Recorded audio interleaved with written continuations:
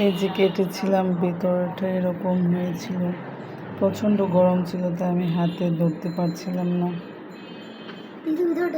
এই বানগুলো কিন্তু সত্যি অনেক মজা, একটু কষ্ট করলেই বাসায় কিন্তু এই বানগুলো বানিয়ে খাওয়া যায়।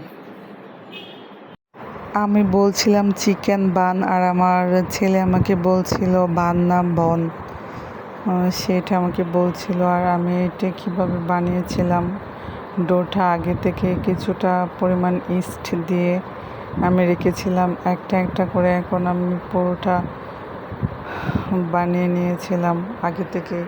একটু চিকেন আমি একটু রান্না করে বাজি টাইপের এরকম করে নিয়েছিলাম, যেটা বানের ভিতরে দিয়েছিলাম, খেতে অসাধারণ হয়েছিল।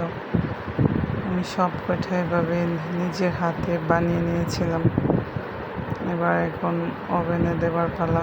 একটা একটা করে আগে থেকে প্লেটে তেল ব্রাশ করে নিয়েছিলাম। এখন কিছুটা পরিমাণ একটা ডিম নিয়ে ভেঙে ডিমের কুসুমটা শুধু কালারের জন্য উপর দিয়ে ছড়িয়ে দিচ্ছিলাম, যেহেতু আমার স্প্যাচুলা ব্রাশটা খুঁজে পাচ্ছিলাম না, আমি সেহেতু চামিচ দিয়ে এটা দিচ্ছিলাম।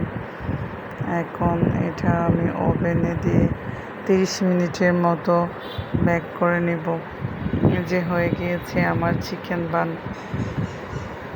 এখন এটা আমরা খাবারের থালায় তো বের করব। প্রচণ্ড গরম ছিল, গরমের জন্য তো আমি খালি হাতে ধরতে পারতেছিলাম না।